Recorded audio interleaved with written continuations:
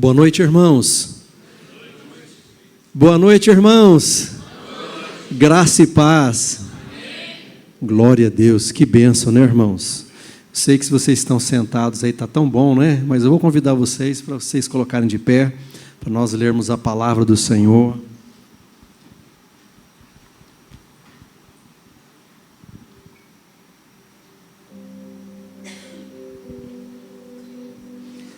Glória a Deus, né? Que louvor maravilhoso, né, irmãos? Que atmosfera abençoada, né? É algo incomparável mesmo, né? O mover de Deus sobre as nossas vidas. Eu queria convidar vocês para que vocês abram a Bíblia, a palavra do Senhor, no livro de Neemias, né? Neemias, capítulo 1. Livro de Neemias, capítulo 1.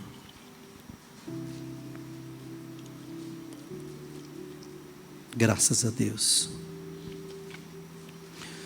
Olha só o que diz a palavra. As palavras de Neemias, filho de Acalias, no mês de Quisleu, no ano 20º, estando eu na cidade de Suzã, veio Anani, um dos meus irmãos, com alguns de Judá. Então lhes perguntei pelos judeus que escaparam e que não foram levados para o exílio e acerca de Jerusalém. Disseram-me, os restantes que não foram levados para o exílio se acham lá na província, estão em grande miséria e desprezo. Repitam, miséria e desprezo. Os muros de Jerusalém estão derribados e as suas portas queimadas.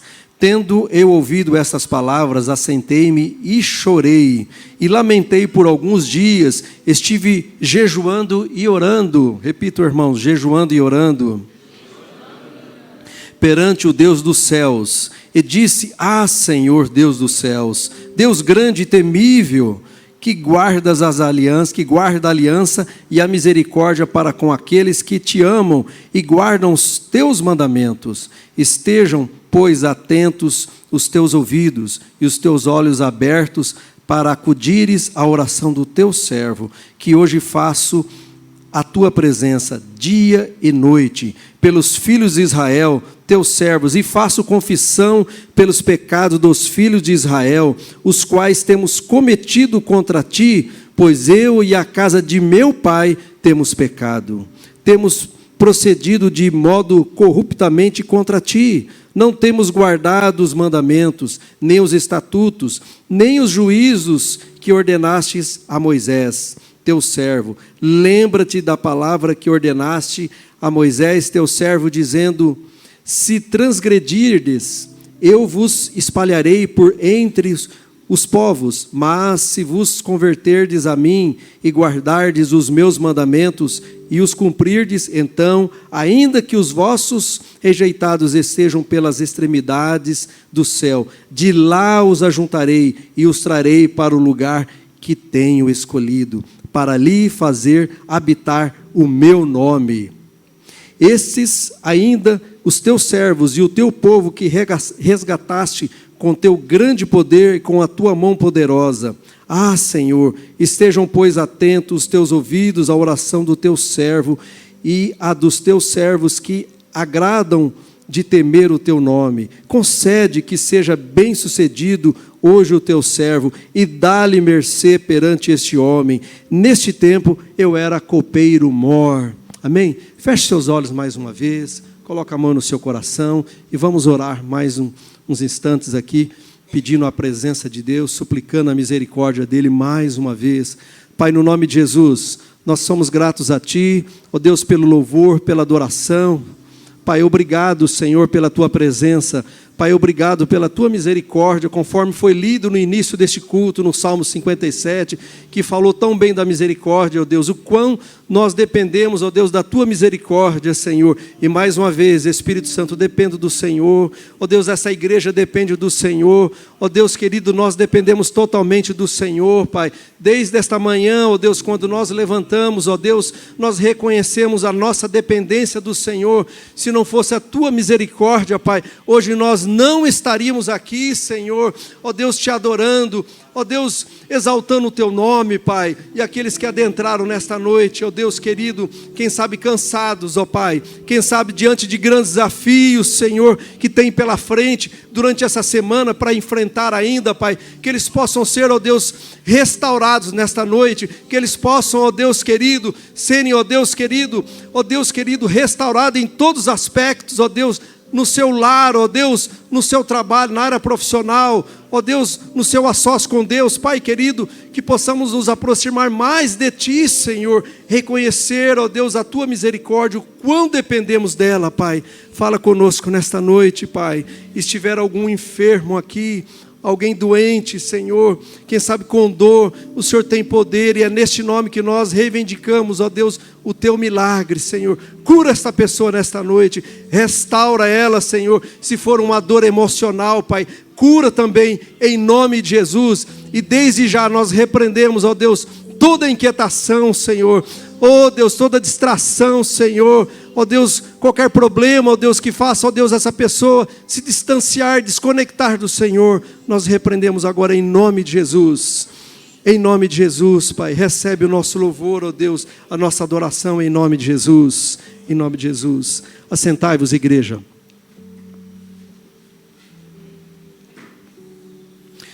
Irmãos, eu estava pensando o que falar nesta noite, e eu confesso aos irmãos que todas as vezes quando eu vou pregar, né, eu sei que a maioria dos pregadores tem esse sentimento, né, e olha que eu já preguei algumas vezes, né, e a sensação é a mesma, né, aquela preocupação. O que o Senhor quer entregar? O que o Senhor quer falar com a igreja, né? Não sou eu não posso atender uma reivindicação do meu coração, né?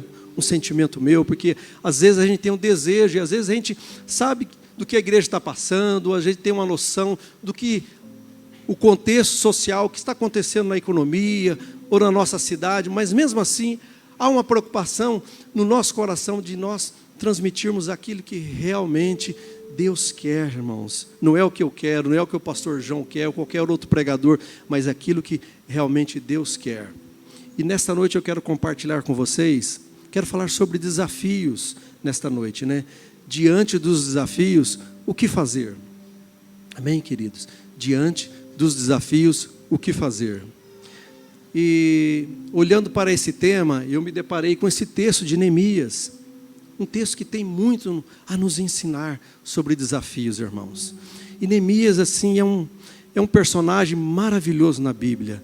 Eu creio que todas as escolas que tratam do assunto de administração deveriam estudar esse personagem aí, né?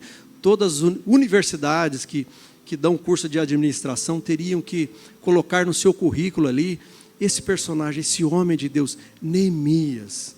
Ele tem muito a nos ensinar sobre liderança, ele tem muito a nos ensinar sobre administração, irmãos. Amém? E o texto é conhecido para muitos, né? Mas para aqueles que não conhecem ainda, eu gostaria de contextualizar um pouquinho, né? Neemias, né? Neemias, o nome dele conecta ao Consolador, né? E tem muito a ver com ele, porque foi através de uma pergunta, né, que surgiu toda essa inquietação de Neemias.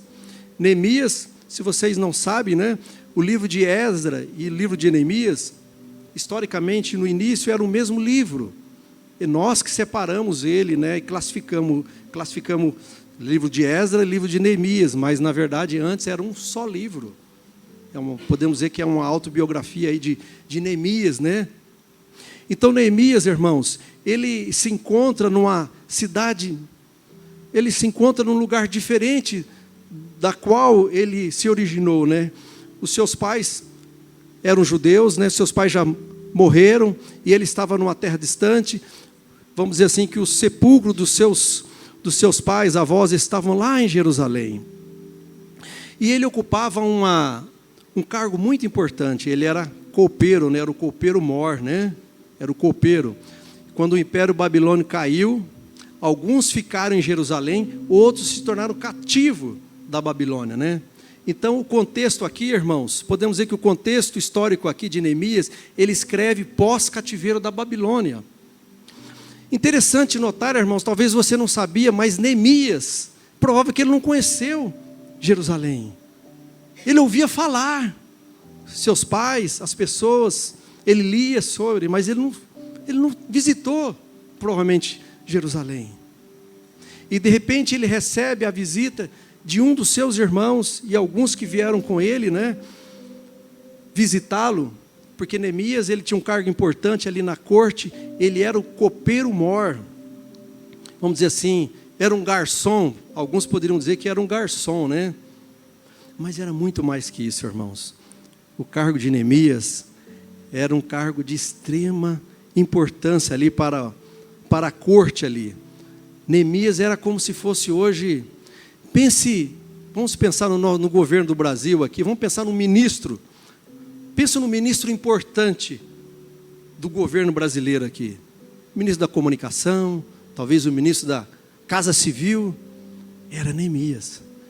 Então as pessoas olham para Neemias e acham que ele era um garçom. Não, Neemias não só tinha a função de escolher a bebida do rei ali, mas também ele tinha que provar a bebida. Olha a responsabilidade desse homem. Então imagina a amizade que ele tinha com o rei, imagina a influência que ele exercia ali. Ele tinha esse cargo importante, então ele era uma pessoa importante. Então quando ele recebe o relato dos seus irmãos sobre Jerusalém, como estava lá, e começa através de uma pergunta, e eu queria ler com vocês aqui. Olha só, Neemias, veio Anani, um dos seus irmãos, com alguns de Judá, então lhes perguntei pelos judeus que escaparam e que não foram levados para o exílio acerca de Jerusalém. E qual não foi a resposta que deram para ele, irmãos? Disseram, os restantes que não foram levados para o exílio e se acham ali na província ainda, estão em grande miséria e pobreza. Grande miséria e pobreza. Irmãos, olha o desafio desse homem. Quando ele ouviu aquele relato, a Bíblia fala que ele sentou-se num local ali e chorou. E chorou, irmãos, chorou. Será que, aí eu comecei a me perguntar, eu gostaria de perguntar para você também, será que quando alguém chega para você e passa uma informação importante, um relato sobre uma dificuldade, sobre um grande desafio que essa pessoa está passando, qual é a tua reação? Será que hoje, irmãos, nós temos essa capacidade de ter a mesma reação que teve Neemias perante o cenário judaico ali, a cidade de Jerusalém? Será que a gente hoje consegue chorar, irmãos? Será que você tem conseguido chorar hoje? Quando chega o teu amigo lá e diz o seguinte, olha, estou com um problema familiar muito grande, tem uma enfermidade na minha família, ou meu irmão, ou um dos meus entes queridos estão passando por essa dificuldade. Qual é a sua reação? Ou será que nós continuamos a nossa rotina, nós só ouvimos por um ouvido e deixamos sair a informação por outro ouvido? Irmãos, esse homem me chama muita atenção e eu gostaria de compartilhar com vocês hoje. E desafiá-los, irmãos, a ter a mesma reação que teve Neemias diante daquela informação. Eu quero dizer para vocês o seguinte, olha, se você não tem interesse em ajudar alguém, se você não tem interesse em se envolver com alguém e ser parte da solução na vida daquelas pessoas, ser usado por Deus, não faça perguntas. As perguntas, irmãos, elas têm poderes. As perguntas nossas são muito importantes. Então, se você não tem interesse em ajudar, então não pergunte.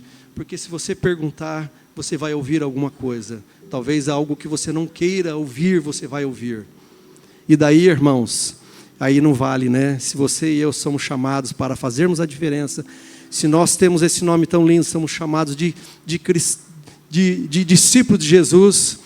Se você ouve e de repente vira as costas, fica sem sentido, não fica? Então é melhor nem fazer a pergunta.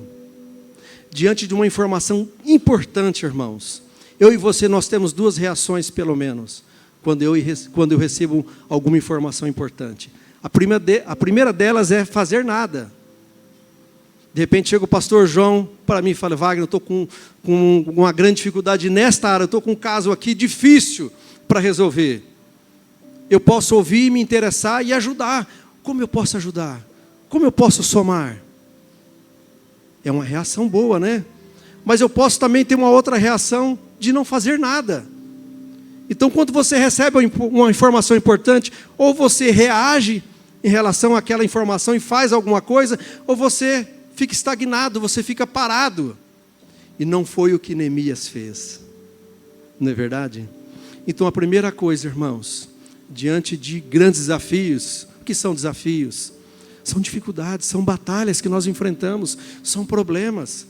E quem sabe essa semana você está diante de um grande desafio. A primeira coisa, irmãos, é não ignorar o problema, é não virar as costas. Neemias, irmãos, ele teve uma reação muito interessante. Ele sentiu a dor do seu povo, ele sentiu. Amém, queridos? Ele sentiu. E depois o que ele fez? Ele chorou, e após chorar ele ficou lá só no choro? Não, irmãos, Neemias não ficou parado. Amém, queridos? Aí você pode pensar assim, mas chorar, né? Parece um negócio assim tão esquisito, né? Eu não tenho tempo para chorar. Eu tenho tantos problemas também, né? Sabe quem é que chorou, irmãos? Está lá, se você não sabe, está lá em João, se você puder projetar lá em João 11:35. O nosso maior exemplo, irmãos, a quem nós devemos seguir todos os dias e olhar para Ele. Exemplo, é o melhor exemplo que nós podemos ter do nosso Jesus. Jesus chorou. Até Jesus chorou, irmãos. Está lá no Evangelho de João, né, 11:35. E por que Jesus chorou, irmãos? Diante de um cenário, né? Diante da morte de Lázaro. Lázaro já estava morto, 4 dias. E quando Marta, Maria, as pessoas as quais Jesus convivia com elas direto, Jesus, irmãos, visitava a casa de Lázaro e de Maria, sempre quando ele passava naquele vilarejo, irmãos. Ele tinha comunhão com aquela família, ele se relacionava com aquelas pessoas, ele se interessava com aquelas pessoas. Então, quando ele ouviu sobre Lázaro, irmãos, ele não aguentou, irmãos, ele não suportou, ele chorou. Jesus chorou. Mas Jesus chorou, Jesus não é Deus?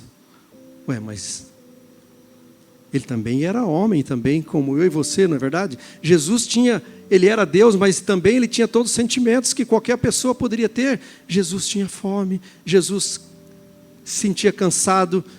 A Bíblia não fala que ele ia lá para o deserto orar também, se refugiar algumas vezes? Quando o diabo tentou Jesus, oferecendo alimento, depois de Jesus ter um jejum prolongado, Jesus estava com fome. Então Jesus era Deus, mas também ele era homem, irmãos. Ele sentia a dor das pessoas. Então o que eu vejo aqui na vida de Neemias é que ele não ignorou o problema. Então, quando eu e você estivermos diante de um grande desafio, primeira coisa, irmãos, não ignore. Encare o problema. Encare o problema. Quando você estiver diante de alguém, ouça. Faça parte da solução do problema daquela pessoa. Se coloque à disposição. E eu acho lindo, irmãos, da forma como Jesus, ele olhou para aquela família, para Maria, e ele sentiu compaixão, irmãos. Diferente de pena. O que nós fazemos hoje é sentir o que? Pena. Pena. Alguém chega, passa perto de você e conta uma dificuldade, fala de um problema. Você ouve. Você sabe quando você sente compaixão ou pena? É quando você ouve e sai correndo, né? E vai para lá. Não é normal hoje nós perguntarmos como as pessoas estão. Como é que você está? Como é que está a tua família? Como está o trabalho? Nós perguntamos. Mas será que nós estamos preparados para ouvir? Nós fazemos a pergunta, mas de fato nós queremos ouvir a resposta de verdade. E se aquela pessoa fala, não, estou com uma dificuldade. Tem que pagar a luz amanhã, estou sem um recurso. Aí você vira as costas, sai correndo. E você pode ajudar aquela pessoa. Não vai te fazer falta.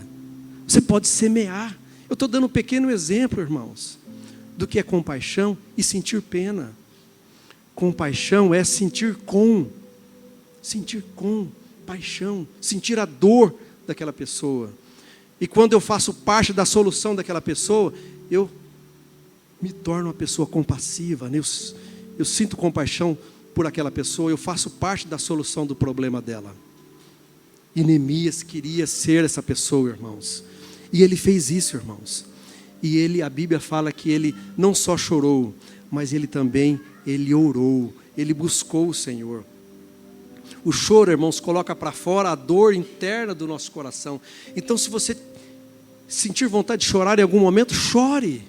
Porque o nosso Jesus chorou. Mas não fique só no choro. Levante-se, como Neemias se levantou. Alguns não conseguem buscar a Deus, irmãos. Alguns estão tão aprisionados nos problemas, diante dos desafios, e se sentem tão pequenos, que não conseguem ver solução. Sabe por quê? Porque estão lutando com as suas próprias armas. A segunda lição aqui, irmãos, a segunda coisa que eu e você devemos fazer diante de um grande desafio é não lutar com as nossas armas, mas lutarmos com as armas de Deus. E eu sei que a igreja está falando de jejum e oração. Aqui está a outra parte da minha mensagem. O pastor João já entregou aqui. Jejum e oração, oração e jejum. Irmãos, na igreja, às vezes o que nós falamos não são novidades. Nós não estamos trazendo algo extraordinário aqui, mas estamos relembrando os irmãos daquilo que nós temos que fazer e não fazemos, irmãos. E este homem colocou em prática aqui. Vamos lá ler? Aqui no capítulo 1 mesmo, no verso 4, na parte B desse verso, olha só o que diz. 4. Eu vou ler o verso todo. Tendo ele ouvido essas palavras, assentou-se, como eu falei, chorou, lamentou por alguns dias, e ele fez o quê? Esteve o quê? Jejuando e orando perante o Deus dos céus. Orando e jejuando perante o Deus dos céus. Eu entendo que a maior arma do cristão, irmãos, nós temos algumas, é a oração e o jejum. A oração e o jejum. Se você não tem hábito de jejuar, eu sei que tem pessoas que eles são bons para jejuar. Tem pessoas que jejuam, né? Jejua facilmente. Tem outras pessoas que têm dificuldade, né? Poxa vida, meu cafezinho preto de manhã, né? Meu Deus, aquele pão de queijo. Não, está difícil. Eu sei que é difícil, irmãos. Mas por que o jejum também é importante, não só a oração? Porque quando eu jejuo, irmãos, olha, jejum não é passar fome não, hein? Embora você vai sentir fome, mas o sentido não é fazer você passar fome, mas é mortificar a sua carne. É você entender que você não é ninguém, que você depende dele. E quando você sentir aquela dor no estômago, aí você vai orar mais. Você vai se lembrar de Deus. Quando você sente aquela necessidade do alimento, você se torna dependente mais e mais de Deus. E você entende que eu não sou ninguém sem Ele. Eu não sou ninguém porque eu não consigo passar 24 horas, às vezes, sem comer nada. Olha como que nós somos dependentes, irmãos, de Deus. Então a oração e o jejum são armas poderosas na minha mão e na sua mão. E por que são poderosas, irmãos? Porque elas são infalíveis para nós cristãos. Porque o mundo lá não conhece essas armas. O mundo não conhece. O nosso inimigo só poderá ser vencido com as armas de Deus. Não tente vencê-lo com as suas armas. E Neemias sabia muito bem disso. Embora estando lá, cativo também, exercendo um cargo importante, mas ele era um homem temente, ele estudava sobre as leis de Deus, ele era uma pessoa que estava ali buscando ter comunhão com o Senhor, e mesmo estando muito longe de Jerusalém, ele tinha um encargo por aquela nação, tanto é que ele se coloca aqui como o intercessor dessa nação, ele ora pela nação. Quando ele fica sabendo, ele não só chora, jejua, mas ele se coloca diante de Deus e diz: Senhor, nós pecamos contra o Senhor, a minha nação pecou, os meus pais pecaram, eu pequei contra o Senhor, nós pecamos, e por isso que nós estamos pagando, por isso que nos tornamos cativos de Babilônia, e nós estamos sofrendo até hoje, o meu povo está sofrendo, ele não saiu fora, irmãos. Ele se incluiu, ele se colocou junto com a nação, mesmo talvez não devendo nada, mas ele se colocou na brecha da oração ali e se tornou um intercessor naquele momento, irmãos, e reivindicou a Deus: Senhor, perdoa, perdoa, perdoa o meu povo, perdoa Jerusalém, perdoa o nosso povo, perdoa os meus pais. Não foi isso que ele fez, irmãos? Ele orou, ele lutou com as armas espirituais. Então, igreja, eu não sei qual o desafio que você está enfrentando hoje, eu não sei qual o desafio que você vai enfrentar ainda. Não lute com as suas armas, não lute com a sua sabedoria, não lute com as suas habilidades. Eu sei que você é uma pessoa inteligente, eu sei que você é uma pessoa capaz. Ele também era influente, mas a primeira coisa que ele fez, ele não foi falar com Artaxerxes, que era o rei da corte, que era o responsável por ele, não. Ele falou com ele, o Senhor dos senhores, aquele que tem a última palavra, irmãos. Então, antes de você recorrer a qualquer coisa, irmãos, primeiro não ignore o seu problema, e depois lute com as armas de Deus. Busque a Deus, busque ao Senhor, dobre o seu joelho lá na sua casa, no seu escritório, no seu trabalho, lá no sítio, nas matas, mas não deixe de lutar com as armas do Senhor, com as armas de Deus. Prova disso, nós temos uma grande prova de um homem que se apropriou das armas de Deus com muita propriedade, irmãos. Foi Davi, não foi? Um exemplo muito claro aqui. Tentaram colocar o que? As armas terrenas para Davi lutar contra Golias, não foi? Ele até tentou, né, irmãos? Ele até colocou a couraça lá, pegou a espada, Saul, vamos ver como é que isso funciona. Não deu certo, irmãos. Não deu certo. E talvez você já se frustrou tentando lutar com as suas armas, que alguém já até te deu algumas armas terrenas para você vencer alguns desafios, e não deu certo. E não vai dar certo, irmãos, se nós não fizermos certo, se nós não nos apropriarmos das armas celestiais. As armas. Por quê, irmãos? Por quê, irmãos? Pode projetar, por favor, lá, os nossos irmãos da mídia ali, 2 Coríntios 10, 3 e 4. 2 Coríntios 10, 3 e 4.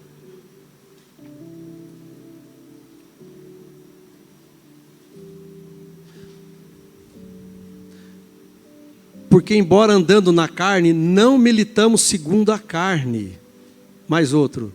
Porque as armas da nossa milícia não são carnais, e sim poderosas em Deus para destruir fortalezas, anulando nos sofismas, nós sofismas. Armas carnais, irmãos, nos frustram. É por isso que nós nos apropriamos das armas de Deus, irmãos, porque elas são infalíveis, irmãos. Elas são infalíveis. Amém, queridos? A terceira arma, irmãos, a terceira coisa que eu e você temos que fazer, irmãos, é reconhecer os atributos de Deus. Então nós falamos aqui, não ignorar o problema, nós falamos também em lutar com as armas de Deus, e agora estamos falando sobre os atributos de Deus. Abra comigo, se tiver com a Bíblia aberta aí no verso 5. E disse, o verso 5, e disse: Ah, Senhor Deus dos céus, Deus grande e terrível, que guardas a aliança e a misericórdia para com aqueles que te amam e guarda os teus mandamentos. Deus grande e terrível. Irmãos, nunca deixe de reconhecer os atributos de Deus, irmãos. Neemias conhecia, na sua oração, reivindicando as misericórdias de Deus sobre o povo dele, ele reconheceu que Deus é grande e continua grande. O Senhor é um Deus grande, o Senhor é um Deus terrível. Eu creio no teu nome, porque o Senhor é um Deus grande. Eu preciso separar aqui, irmãos, falando em atributos aqui, sobre os atributos incomunicáveis, né? E os atributos comunicáveis, né? Parece uma palavra difícil, mas só para os irmãos entenderem que os atributos incomunicáveis são aqueles que não eram transferíveis para os homens, né? Ou seja, a onipresença, a onisciência, né? Deus não transferia esses atributos ao homem, né? Porque eles são incomunicáveis. Você consegue ser onipresente? Você consegue estar aqui, estar lá no centro de Maringá? Não. Você é onisciente, você tem toda a ciência na sua mente, você tem toda a sabedoria? Não, nem eu e você, não. Mas Deus também, Ele compartilha sobre os atributos comunicáveis, que são o que? A bondade. Eu e você, nós podemos ser bons. A fidelidade. Eu e você, nós podemos ser fiéis. Não é verdade? Nós podemos ter um bom caráter. Amém? E quando ele fala aqui, irmãos, do Deus grande e terrível aqui, ele estava falando o quê? Sobre a onipotência de Deus. Ele estava dizendo o seguinte, reivindicando e reconhecendo, irmãos, esse atributo maravilhoso de Deus, que é a onipotência. O meu Deus, o seu Deus, Ele é onipotente. Ele é mais forte que todos os outros deuses. Ele pode, irmãos. O nome dele é forte, o nome dele é Jeová, o nome dele é Deus presente. É o nosso Deus onipotente, irmãos. Amém? E ele orou dessa forma, irmãos. Ele orou dessa forma. Eu não vou estender aqui a outra parte dessa mensagem, mas vocês vão entender se vocês continuarem lendo aqui o livro de Neemias. Você vai perceber que Neemias, ele teve muitas dificuldades. Porque essa etapa, irmãos, essa missão de Neemias, irmãos, se deu na terceira etapa, porque Deus, Ele usou o que? Zorobabel, né? Foi uma comitiva lá para Jerusalém.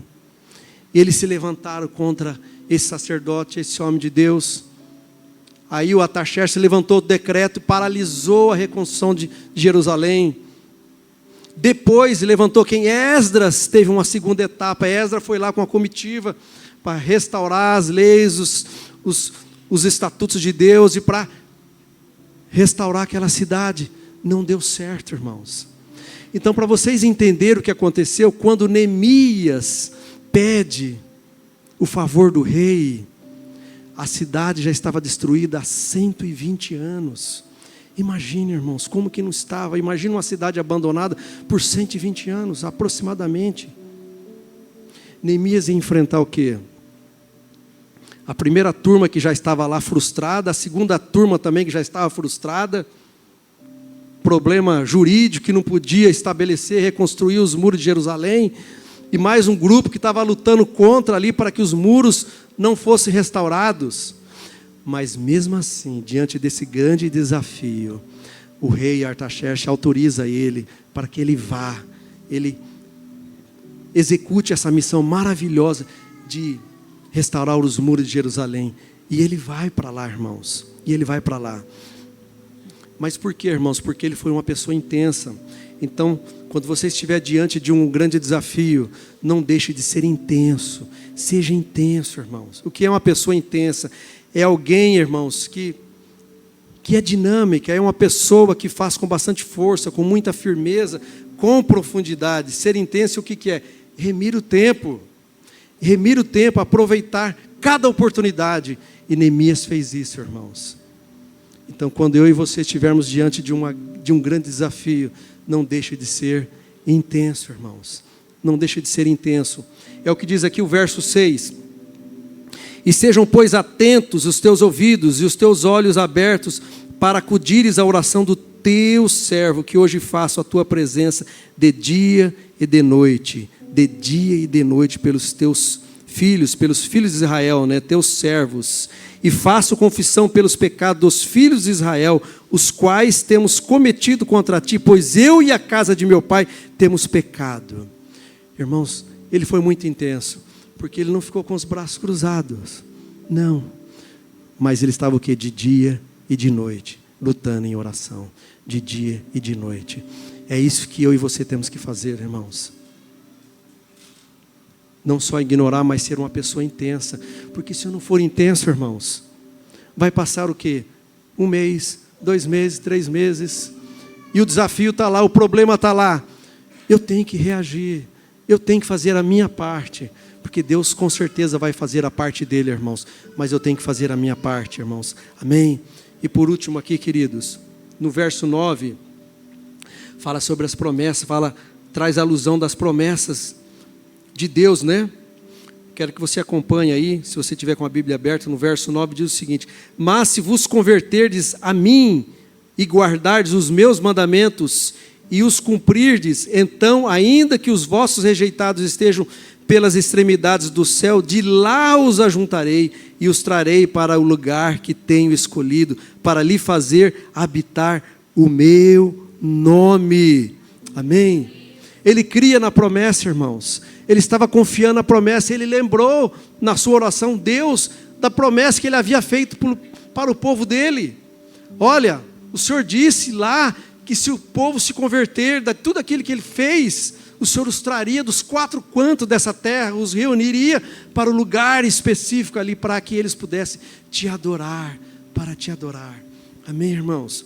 Lembre-se das promessas de Deus. E nas promessas de Deus, você sabia que Deus não mente? Se Deus disse que você vai vencer, você vai vencer. Se Deus disse que Ele vai abrir a porta para você, Ele vai abrir a porta.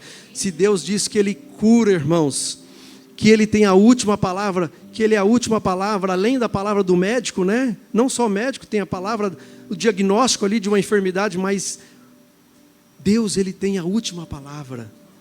Ele não mente, irmãos. Se Ele falou na palavra que você pode todas as coisas, naquele que te fortalece, você pode. Está na palavra. Ele prometeu, amém, queridos?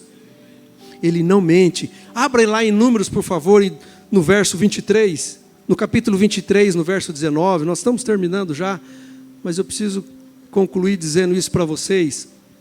Números 23, 19.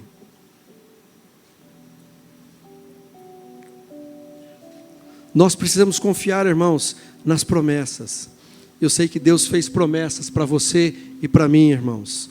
Nós temos grandes promessas, amém? Deus promete perdoar todos os pecados de quem aceita Ele como único Salvador. Aqui está a prova, irmãos. Todos que aceitaram, levante a mão. Quem já teve uma experiência maravilhosa com o Senhor, eu já tive. Ele prometeu que escreveria o meu nome e o teu nome no livro da vida. Amém? É promessa, irmãos. O diabo não pode riscar o teu nome lá, não, ele não pode rasgar, irmãos. Aqui na terra ele pode fazer qualquer coisa, se Deus permitir, mas o nome escrito lá no livro da vida, o diabo não pode ir lá, irmãos, não pode adulterar, porque Deus prometeu, irmãos, Ele prometeu que Ele perdoaria, Ele escreveria o seu nome lá no livro da vida. E esta é a promessa, irmãos, que Ele fez, a vida eterna. 1 João 2,25. 1 João 2,25, por favor. E eu queria convidar vocês para se colocarem de pé, enquanto ele está projetando esse verso maravilhoso. E esta é a promessa que Ele mesmo nos fez, a vida eterna. Irmãos, tem promessa mais maravilhosa que a vida eterna, irmãos? Eu quero que você se lembre, todas as vezes que você estiver diante de um grande desafio, você tem a vida eterna. Amém? Não importa quantos anos você tem aqui de vida, Ele te prometeu uma vida eterna. Ah, mas a expectativa de vida de repente é 70, 80 anos. Não importa. Lá nós teremos vida eterna. Lá nós teremos vida eterna. Mas enquanto nós vivermos aqui, irmãos, nós vamos viver o melhor de Deus. Nós vamos viver o melhor, aquilo que Ele tem de melhor para mim e para você, queridos. De todas as boas promessas que o Senhor fez à nação de Israel, irmãos, nenhuma delas falhou. Todas se cumpriram. Sabiam que todas as promessas se cumpriram, irmãos? Josué 21:45, mais uma vez, por favor. Josué 21:45. Todas as promessas de Deus se cumpriram. Você se lembra das promessas que Deus fez para você? Quem tem promessas de Deus aqui? Levante a mão, amém? Nenhuma promessa falhou de todas as boas palavras que o Senhor falara à casa de Israel. Tudo se cumpriu. Irmãos, tudo se cumpriu, irmãos. Tudo se cumpriu. Até aquela porta que se fechou para você se cumpriu também, porque Deus tinha algo melhor. Até aquilo que você julga negativo na sua vida teve que se cumprir para que algo maravilhoso pudesse acontecer na sua vida. Na sua vida. Eu sei que você talvez esteja enfrentando grandes desafios aqui. Você não precisa falar, eu não preciso saber. A pessoa mais importante para saber sobre esse desafio é Deus. É Deus. Deixa eu dizer algo para você. Irmãos, para Deus não tem pequeno ou grande problema. Para Deus não tem, irmãos. Para Deus não tem enfermidade pequena ou grande.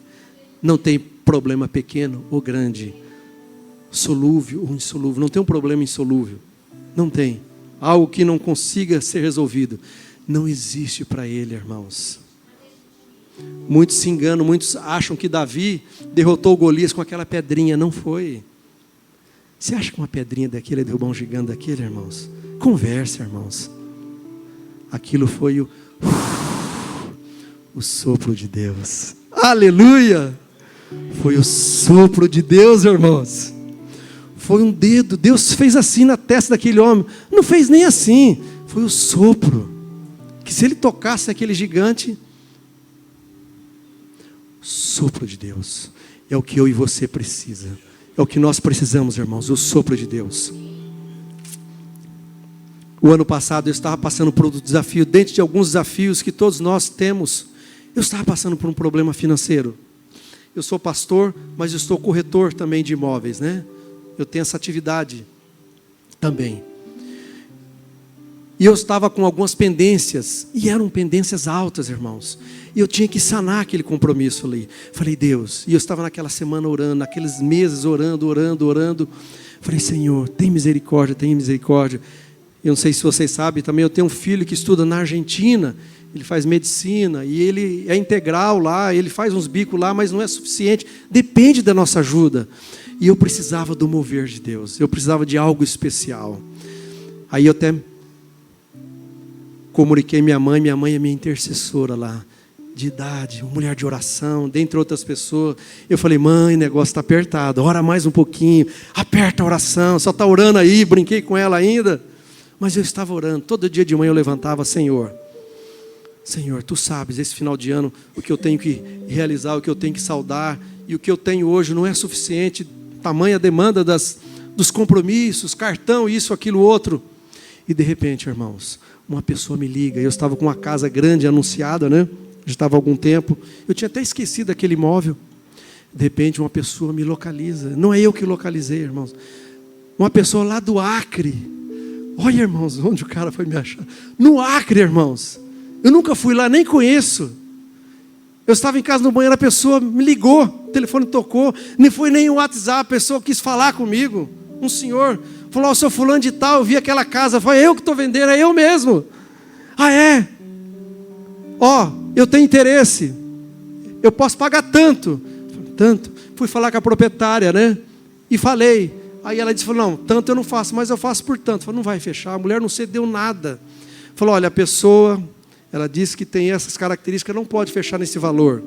Escutem só como que Deus trabalha, irmãos.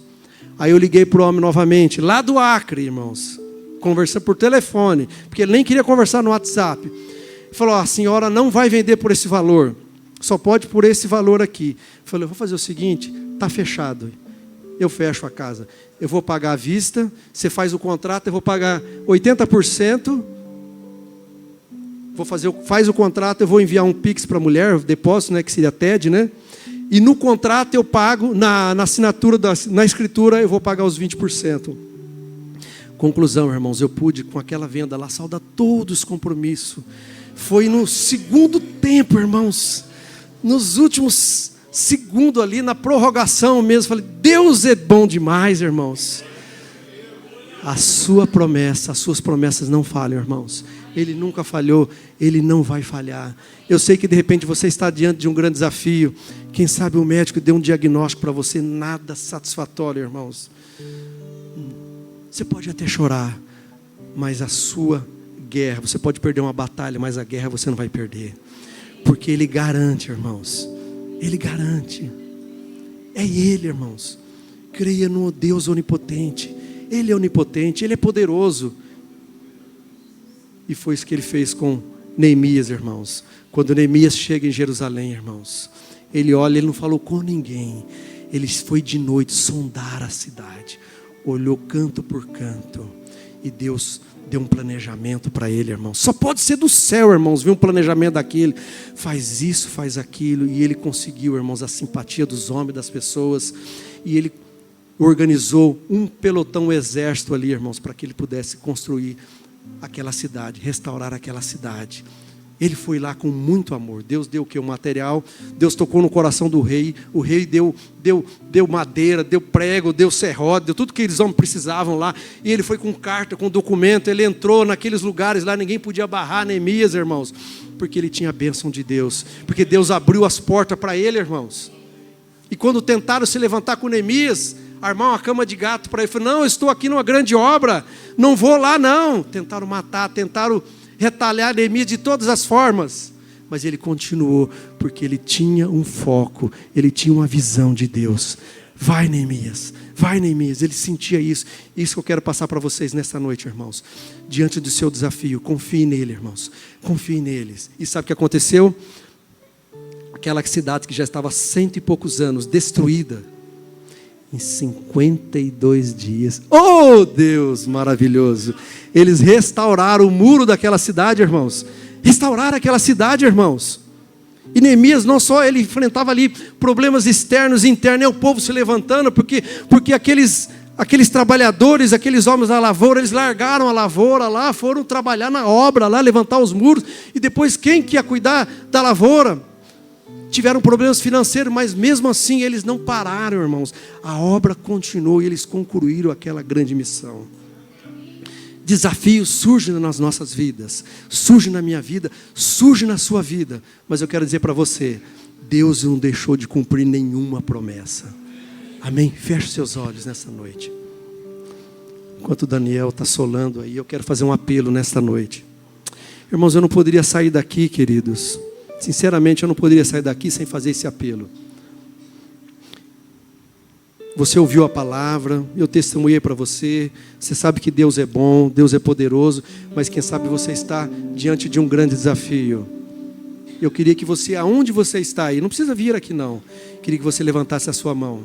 Seja qual for o seu desafio, seja na área da sua família, na sua saúde, nas suas finanças, eu quero interceder neste momento. Eu quero trazer a existência daquilo que eu e você não estamos vendo com os nossos olhos humanos, mas nós podemos confiar pela fé, irmãos. Levante a sua mão aí, irmãos. Seja qual for o seu desafio, irmãos, levante a sua mão aí. Nós vamos orar agora com fé, irmãos. E se você tem fé, se você crê que o Deus de Neemias está aqui para abençoar a sua vida, ser com você nesse grande desafio, levante a sua mão. Vamos orar neste momento, vamos clamar neste momento ao Deus de Neemias, ao Deus que pode todas as coisas, ao Deus onisciente, onipresente, onipotente, aquele que sabe todas as coisas, aquele que pode todas as coisas. Ore nesta noite, ore comigo nesta noite. Pai, no nome de Jesus, eu quero clamar nesta noite, Senhor, suplicar a tua misericórdia, Pai. Oh Deus querido, olhe, oh Deus, estenda os teus olhos, assim como Neemias orou naquele momento, oh Deus, ao seu Deus, pedindo que Deus estivesse olhando, oh Deus, para a nação de Israel, para aquele povo que estava sofrendo, oprimido. Deus, eu oro nesta noite, Pai. Oh Deus querido, atente, oh Deus, olhe nesta noite, oh Deus, para esses irmãos que estão com suas mãos levantadas, oh Pai. Oh Deus, para esses irmãos, oh Deus, para a minha irmã que está ali, para o meu irmão, seja qual for o problema dele, Pai, eu oro, oh Deus, seja qual for o problema dela, Pai, abra as portas, Senhor, nesta noite, oh Deus, abra as portas, Senhor, não só abra, Senhor, escancare as portas nesta noite, Pai, em nome de Jesus, Senhor, em nome de Jesus, seja qual for, ó Deus, a enfermidade, Senhor, cura, Senhor, nesta noite, cura, Senhor, cura, Senhor, cura, Senhor. Eu oro, ó Deus, por aquele também, Senhor, por aquele pai, aquela mãe que tem um filho distante, afastado dos seus caminhos. Ó Deus, ninguém acredita mais, ó Deus, na restauração dessa pessoa, mas eu creio, ó Deus, que as suas promessas, elas não falham. O Senhor não é um Deus que mente, ó Pai.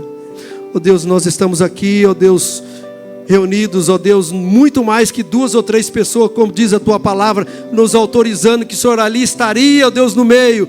Pai, estamos aqui num grande número, Senhor. Pai, reivindicamos por esta família também. Abençoa esse pai, abençoa essa mãe que sofre com esse filho ou com essa filha, Pai, em nome de Jesus. Traga restauração para esta casa, Senhor. Traga restauração para esse lar, Pai. Eu oro nesta noite, ó Deus, crendo no Teu milagre, Senhor, trazendo à existência aquilo que nós não estamos vendo, Senhor, mas nós cremos, ó Deus, na realidade, ó Deus, nós cremos no poder da Tua palavra, Senhor, nós cremos no milagre, Senhor, em nome de Jesus, Pai, em nome de Jesus. Recebe, Senhor, a nossa adoração, recebe, Senhor, nesta noite, a nossa gratidão, Senhor, ó Deus, pelos milagres que o Senhor já fez, ó Deus, pelas curas que o Senhor já realizou, Senhor, pelas portas que o Senhor já abriu, Senhor, nós somos gratos desta noite, em nome de Jesus, Pai, em nome de Jesus, Pai. Amém, igreja, amém, irmãos, vamos aplaudir o Senhor, Ele é digno de todo louvor e de toda glória. Aplauda o Senhor, aplauda o Senhor, aplauda o Senhor, irmãos, aleluia, glória a Deus.